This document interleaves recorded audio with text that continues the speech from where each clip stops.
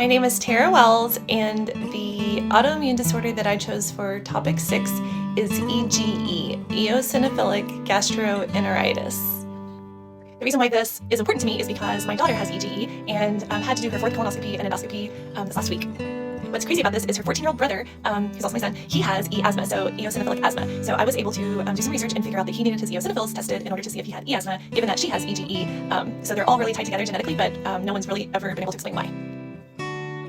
With EGE, the eosinophils in the white blood cell cause inflammation or injury and damage to the stomach and the small intestine. So it can present with vomiting, nausea, poor growth, abdominal pain, anemia, and fatigue. How this presented my daughter was she would take a bite of, at first, wheat, and then later it was coffee or chocolate, so it kept changing over time. She would take a bite and then would be in such significant pain that we would have to take her to the emergency room to get a morphine drip to stop the pain. The pain usually lasted for about 20 to 30 minutes or up to 2 hours, and it was like watching her give birth. They actually removed her appendix, thinking that her appendix was inflamed or going to rupture because she was in such significant pain, but then realized it wasn't actually her appendix, something else was going on. So this started when she was about 6 or 7, and she's 17 now. No one really knows the cause of EGE, but there seems to be some genetic factor as well as environmental or food factors. So a little bit based on what you eat, a little bit based on your environment, and then genetic component as well. EGE can affect both males and females as well as adults and children. Most people who have EGE also have asthma or allergies, eczema, different things in the triad. They could even have hay fever or other food intolerances and allergies, so especially in children.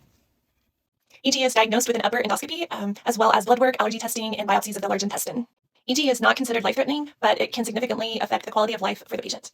EGE can cause malnutrition as well as dehydration, and so it's something that has to be monitored lifelong. So patients can experience remission or apparent remission and times of activity, but it never really fully goes away.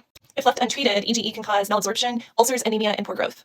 There are really no treatments for EGE. My daughter was sent to the abdominal pain clinic in Kansas City, where they did biofeedback as well as putting her on some medications like ranitidine and hydroxyzine. Unfortunately, those caused bleeding in her, so she bled for about 2 years. But once her gut was calmed, she was able to eat all kinds of foods now. She has no food restrictions at this time or pain when eating.